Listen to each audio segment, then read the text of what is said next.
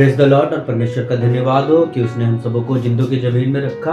और आज के दिन जब मैं अध्ययन कर रहा था बाइबल को और उसके 25 अध्याय में मैं कुछ बातों को सीख रहा था और वहाँ पे मैं देख रहा था कि एक स्वामी अपने दासों को परदेश जाने से पहले कुछ तोड़े दे के जा रहा है। पहले दास को बुलाता है स्वामी, उसको 5 तोड़े देता है।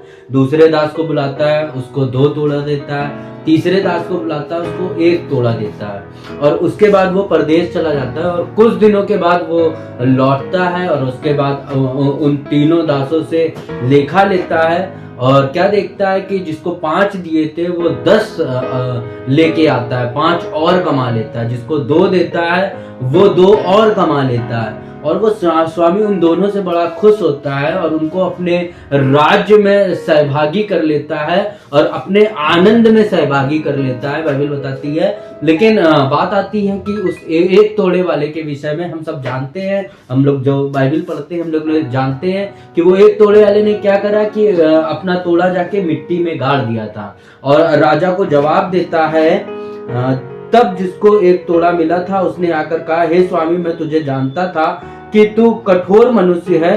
तू जहां कहीं नहीं बोता वहां काटता है और जहां नहीं छींटता वहां से बटोरता है। इसलिए मैं डर गया और जाकर तेरा तोड़ा मिट्टी में छिपा दिया। देख, जो तेरा है वह यह है। और उसके स्वामी ने उसे उत्तर दिया, हे दुष्ट और आलसी दास, जब तू यह जानता था कि जहां मैंने नहीं बोया वहां से काटता हूं और जहां मैंने नहीं छीटा वहां से बटोरता हूं, तो तुझे चाहिए था कि मेरा रुपया सराफों को दे देता, तब मैं आकर अपना धन ब्याज समेत ले लेता। इसलिए वह तोड़ा उससे ले लो और जिसके पास 10 तोड़े हैं उसको दे दो, क्योंकि जिस किसी के पास है उसे और दिया जाएगा और उसके पास बहुत हो जाएगा, परंतु जिसके पास नहीं है उससे वह भी जो उसके पास है ले लिया जाएगा। और इस निकम्मे दास को बाहर के अंधेरे में डाल दो, जहां रोना और दांत पीसना होगा। तो हम देखते हैं कि यहाँ पे जो दास लोग अपने राजा को, अपने स्वामी को नहीं जानते थे, वो लोग कुछ अपने तोड़े से कार्य करते हैं और क्या करते हैं, उससे और कमाते हैं और अपने राजा को देते हैं और वो राज्य के सहभागी हो जाते हैं। लेकिन जो राजा को जानता हुआ वो राज्य का सहभागी नहीं हो पाता है, उसको कहाँ डाल दिया जाता है, अंधेरे में। और इसी प्रकार से एक दृष्टांत और बाइबल में मिलता है, मत्ती 14 अध्याय उसके 45 से 51 तक में। यहाँ पे भी एक दास को क्या करा जा रहा है, पर मैं 24 का 51 पढ़ रहा हूँ। तब वह उसे भारी ताड़ना देगा और उसका भाग कपटियों के साथ ठहराएगा, वहां रोना और दांत पीसना होगा। यहाँ पे भी एक दास क्या है, अपने कार्य को नहीं करता है ना। यहाँ का स्वामी 24 अध्याय का स्वामी जब बाहर जाता है अपने राज्य को एक दास के हाथ पे सौंप के और उसके हाथ पे सौंपता है वहां के खाने पीने को, वहां के कार्यों को। लेकिन दास क्या करता है, सब कुछ सोने में और पीने में, इन सब चीजों में उड़ा देता है। और जब स्वामी वापस आता है और देखता है कि इसने सब बर्बाद करा हुआ है तो उसको एक भारी ताड़ना देता है। तो हम इन 2 जगहों से एक चीज स्पष्ट रूपी से सीख जाते हैं कि जब हम अपने तोड़े का सही इस्तेमाल नहीं करते हैं तो हम दंड के भागी होते हैं, चाहे हम राजा को जानने वाले हों, है ना। और उस तोड़े का सही इस्तेमाल अगर हमने नहीं किया है, राजा को भले ही हम जानते हो, तो हमारा क्या है, हमारा न्याय करता है राजा। और न्याय क्या है, अंधेरे की जगह में डाल देता है जहां रोना और दांत पीसना है ना। तो मेरे भाई बहनों, जब मैं ये पढ़ रहा था और मैं सीख रहा था और मैं मिनिस्ट्री के बारे में जब सोचता हूँ और सीखता हूँ, है ना, तो जब हम एक सेवक या एक दास या एक विश्वासी है और एक मिनिस्ट्री से जुड़े हुए हैं या मिनिस्ट्री को आगे बढ़ाना हमारा कार्य होता है। हम सब जानते हैं यीशु मसीह ने हम सब कलीसिया को ये कार्य दिया है कि क्या मेरे राज्य के सुसमाचार को फैला दो, बढ़ा दो। और अगर हम उस कार्य को सही रीति से नहीं कर रहे हैं या नहीं कर पा रहे हैं या हमें लग रहा है कि हमारा है ही नहीं सेवकाई, केवल पास्टरों का है ना, और हमने तोड़े का इस्तेमाल नहीं कर रहे हैं, तो वो हमारे लिए एक बहुत ही खतरनाक बात हो सकती है। क्योंकि हमें जब हमारा राजा, हमारा स्वामी अर्थात यीशु मसीह आएगा, हमारा न्याय करेगा, हमारा लेखा लेगा और जब देखेगा कि हमने अपने तोड़े को इस्तेमाल नहीं किया है तो हमको वो क्या, अंधेरी अंधकार के कोठरी में डाल देगा जहां रोना और दांत पीसना है। और मेरे भाई बहनों, मैं जानता हूं ऐसी जगह कोई भी मनुष्य नहीं जाना चाहेगा जहां अंधेरी कोठरी हो और रोना और दांत पीसना हो, है ना। तो जब हम ऐसी जगह नहीं जाना चाहेंगे तो भला है कि हम क्या करें, अपने तोड़े का सही इस्तेमाल करना सीखे। हमारे बहुत से विश्वासी आज के समय में ऐसे हैं, शायद वो अपने तोड़े को जानते ही नहीं है कि उनके पास तोड़ा क्या है। और जब हम मिनिस्ट्री को देखते हैं, जो अर्थात यीशु मसीह की पहली कलीसिया जो यीशु मसीह बनाता है, तो यीशु मसीह कलीसिया को बनाने से पहले क्या करता है, 12 खंबे तैयार करता है, 12 सेवक है ना चुनता है, उनको तैयार करता है। और हम देखते हैं मिनिस्ट्री को बढ़ाने के लिए, सुसमाचार के राज्य को, प्रचार को बढ़ाने के लिए जो सबसे पहला स्तंभ, सबसे पहला कार्य होता है एक अच्छी टीम बनाना, है ना, जो कि यीशु मसीह ने बनाया था। एक अच्छी टीम बनाई, और हम सब टीम वर्ग के साथ अगर कलीसिया को बढ़ाएंगे और टीम वर्ग के साथ एक अच्छी अंडरस्टैंडिंग रखेंगे तो फिर हम अपने तोड़े का इस्तेमाल सही रीति से कर पाएंगे। क्योंकि जब यीशु मसीह के समय में हम जानते हैं 12 लोगों की टीम बनी, तो वहां पे भी सब लोग अपने अपने तोड़े का इस्तेमाल करते थे, है ना।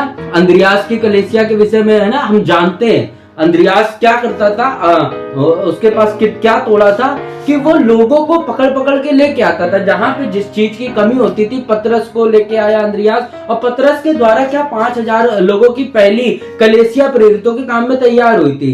जब 5000 की भीड़ को खाना खिलाने की बात थी, अंद्रियास उस व्यक्ति को लेके आता है जिसके पास 2 मछली 5 रोटी थी, है ना। ये अंद्रियास की अपनी सेवकाई थी। और तो जो हम लोग भी एक टीम बनाते हैं, या मिनिस्ट्री के काम को, सेवकाई के काम को, सुसमाचार के काम को हम बढ़ाने के प्रयास में हैं, तो सबसे पहले हमें एक टीम बनाने की जरूरत है, और उस टीम को इस प्रकार से सिखाने और सीखने की जरूरत है कि सबका काम एक ही नहीं हो सकता है ना। हम सबके काम मिल बांट के होने चाहिए, जिस प्रकार यीशु मसीह की सेवकाई के टाइम पे था।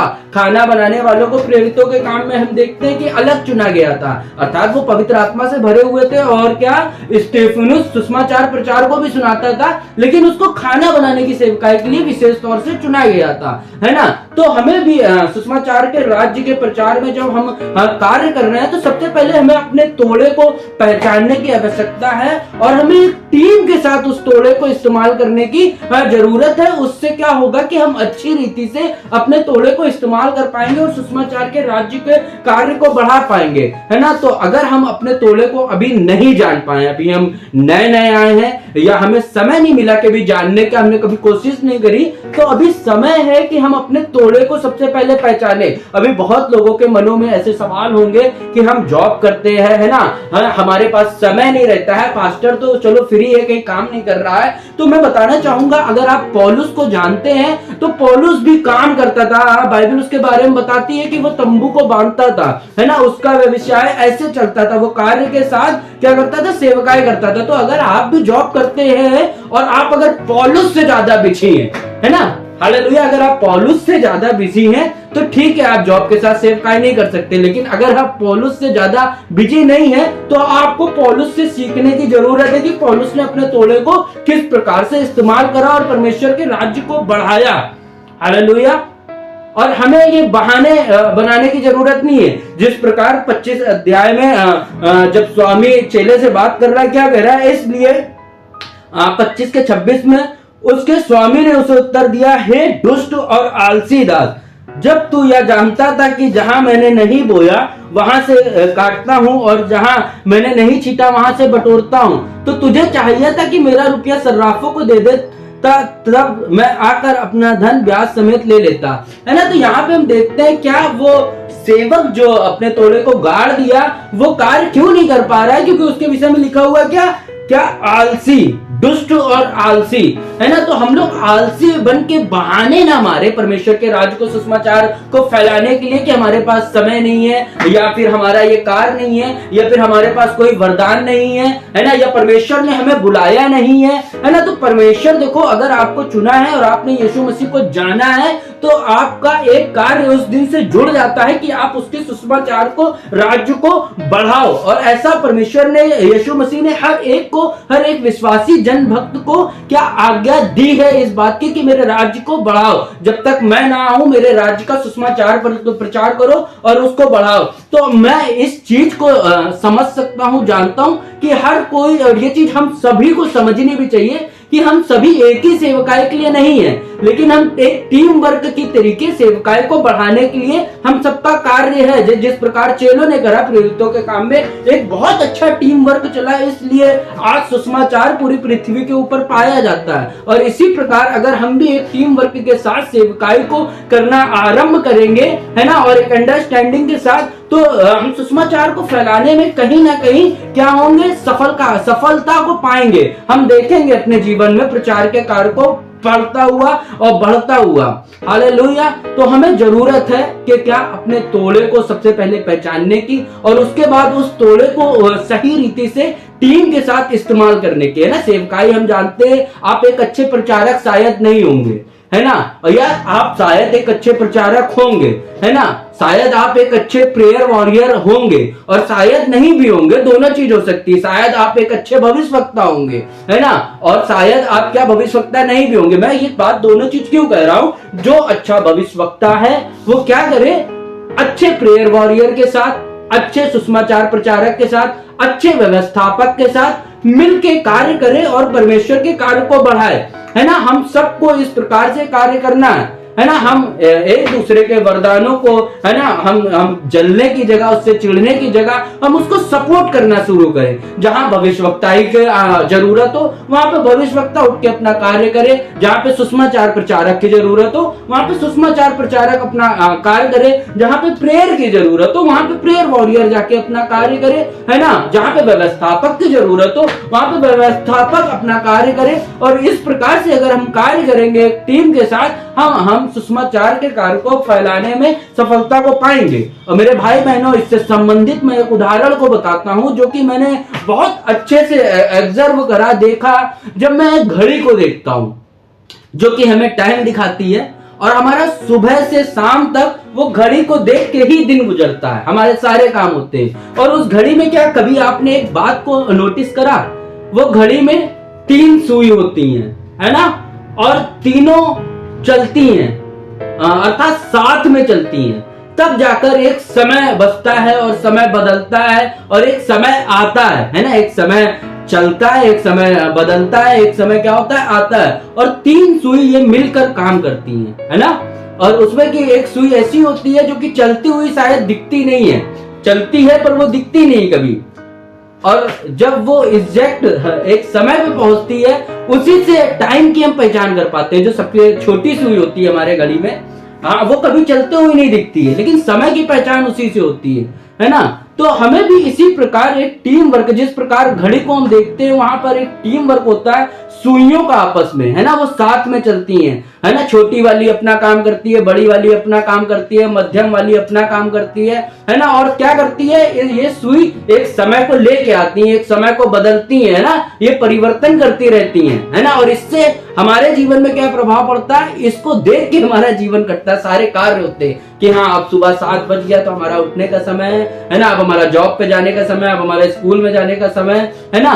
तो हमें भी इसी प्रकार से, जिस प्रकार सुई अपना कार्य करती है, अगर हम भी अपना काम करें तो हम एक समय को बदलेंगे, हम एक समय को देखेंगे, एक अच्छा समय आता देखेंगे और परमेश्वर का कार्य बढ़ेगा। जिस प्रकार सुई बढ़ती रहती है, हाँ, परमेश्वर का काम भी बढ़ेगा। तो हमें चाहिए कि क्या, हमें आलसी और दुष्ट दास की तरीके समय को बर्बाद करने की जगह अपने तोड़े के लिए प्रार्थना करें, अपने तोड़े को पहचाने और अपने तोड़े को सही जगह इस्तेमाल करना क्या करें, आरंभ करें और परमेश्वर के राज्य को बढ़ाए। और ये राज्य को बढ़ाना हम सभी के लिए क्या है, अनिवार्य है, क्योंकि यीशु मसीह ने यह आज्ञा हम सबको नए नियम में दे रखा है कि उसके राज्य का सुसमाचार का प्रचार करो। और जितने लोग बाइबल में ये वचन को पढ़े हैं वो सबके लिए लागू होता है, क्योंकि वहां पे किसी विशेष जन के लिए क्या है, आज्ञा नहीं कि केवल पास्टर लोग क्या करना, जाके राज्य को बढ़ाते रहना, केवल विश्वासी जाके कलीसिया जाके, नहीं, ऐसा नहीं है। वो जो पढ़ रहा है वो उस पर क्या होता है, लागू होता है। और हमें उसके राज्य को